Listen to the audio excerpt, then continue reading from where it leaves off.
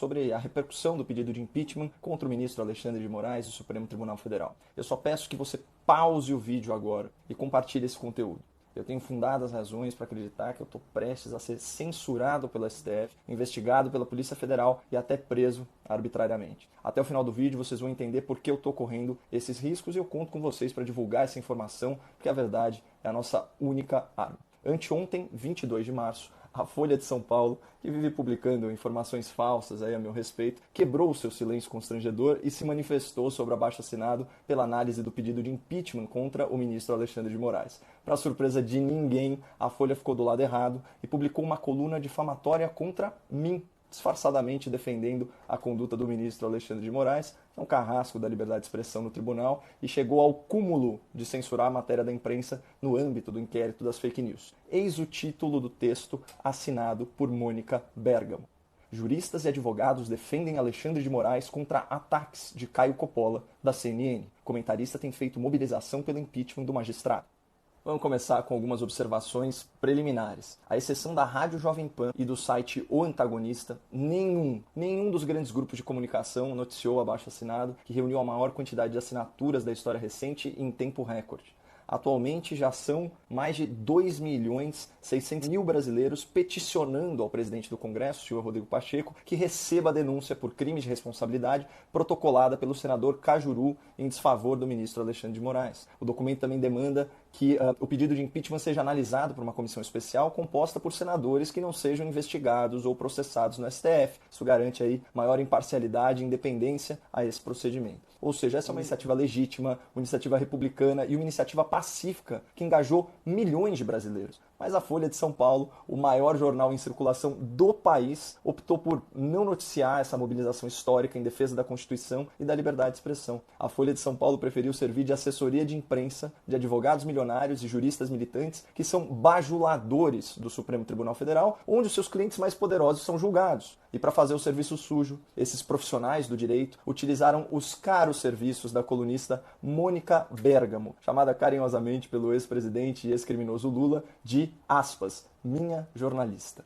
Vamos então examinar o texto publicado pela jornalista do Lula na sua coluna. 3 entidades assinaram essa manifestação, que, convenhamos, é muito mais contra a minha pessoa do que a favor do comportamento indefensável do ministro do STF. E que entidades são essas? Uma associação militante, a Associação Brasileira de Juristas pela Democracia, um sindicato militante, o Sindicato dos Advogados de São Paulo, uma linha auxiliar da OAB, e um grupo militante, o Grupo Prerrogativas, ou Prerro, para os mais íntimos e mais inseridos no universo chique dos defensores de bandidos ricos.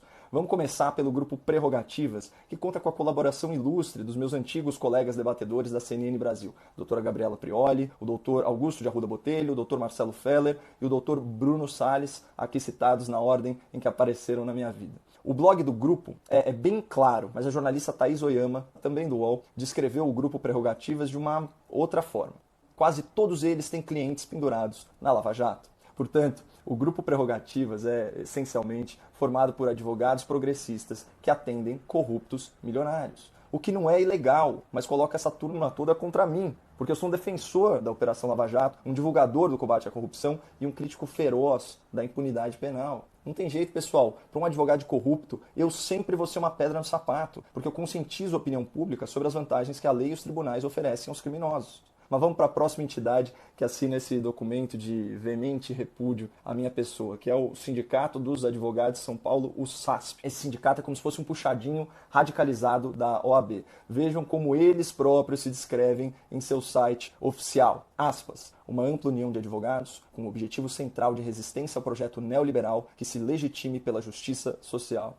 Mas entre os meus detratores, a entidade mais partidarizada de todas é a tal Associação Brasileira de Juristas pela Democracia, ABJD, que nasceu de uma frente de juristas formada para denunciar o golpe, ou seja, o impeachment constitucional da senhora Dilma Rousseff, reconhecido pelo próprio STF. Vejam esses trechos de uma nota oficial publicada por essa associação. Perceberam o perfil de quem me ataca gratuitamente, de quem se opõe ao abaixo-assinado pela análise do pedido de impeachment contra o ministro do STF? Resumindo, a gente tem a jornalista queridinha do Lula, num jornal militante, divulgando uma manifestação assinada por um grupo de advogados progressistas que presta serviço a corruptos milionários da Lava Jato. por um sindicato formado com o ideal de resistência ao liberalismo e por uma associação que se formou como um braço do governo petista no universo do direito. Ou seja, essa manifestação contra mim e contra o nosso abaixo-assinado é nitidamente política, não devia ter nenhuma credibilidade jurídica. Mas a gente conhece a falácia do apelo à autoridade. Vejam de novo como o título da coluna se ancora nisso. Juristas e advogados defendem Alexandre de Moraes contra ataques de Caio Coppola. Por serem reputados como especialistas do direito, essas entidades ganham um peso artificial no debate público, mesmo que os fatos narrados na manifestação sejam flagrantemente falsos. Por isso, vamos repor a verdade. No documento publicado pela Folha, as minhas críticas à conduta do ministro Alexandre de Moraes são chamadas de ataques dirigidos à pessoa do ministro. Mentira! No documento publicado pela Folha, há insinuações de que eu pratico disseminação de notícias falsas, agressões e atos antidemocráticos. Mentira! No documento publicado pela Folha, a mobilização pelo abaixo-assinado é descrita como um passo ilegítimo que pretende intimidar os magistrados e constranger a atuação dos ministros. Mentira!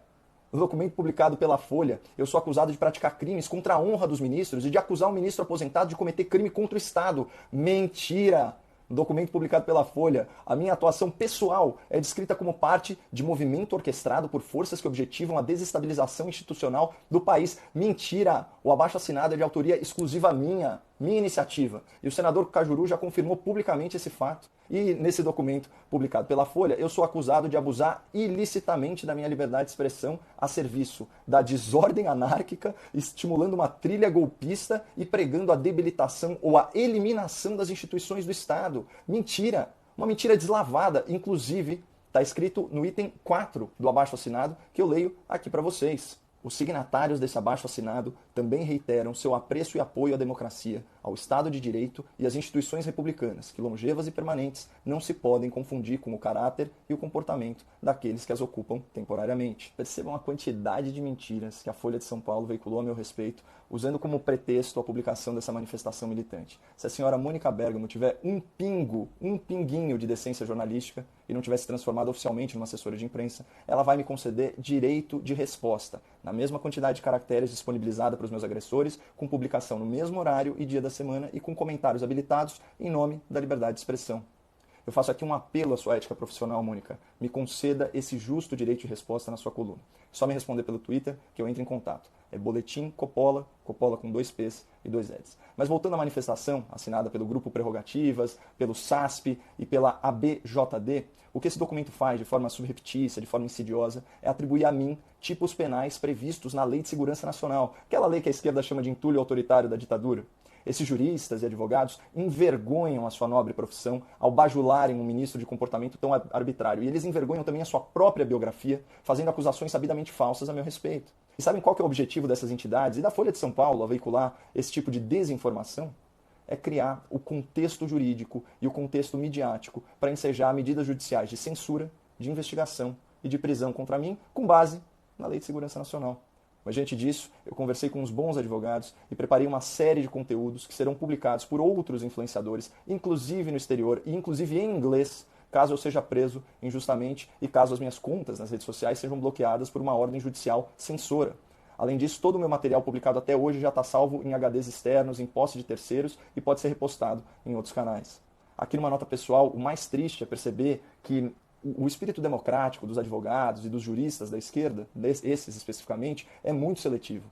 Eles só defendem os direitos de quem pensa como eles. Como diz com propriedade o meu antigo colega de CNN, o Dr. Augusto de Arruda Botelho, há muitos garantistas de ocasião. A propósito, eu conversei por telefone com o Dr. Augusto e também com o Dr. Bruno Salles, que fazem parte do Grupo Prerrogativas, e os dois me relataram que não participaram da elaboração e da aprovação desse texto agressivo, difamatório e mentiroso publicado pela Folha de São Paulo.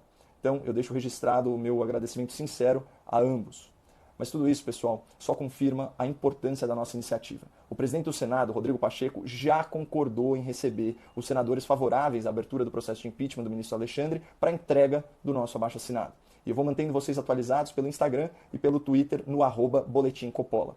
Mais uma vez, eu reforço o pedido para que você compartilhe esse vídeo antes que aconteça alguma coisa. Muito obrigado, não percam a esperança no Brasil e fiquem com Deus.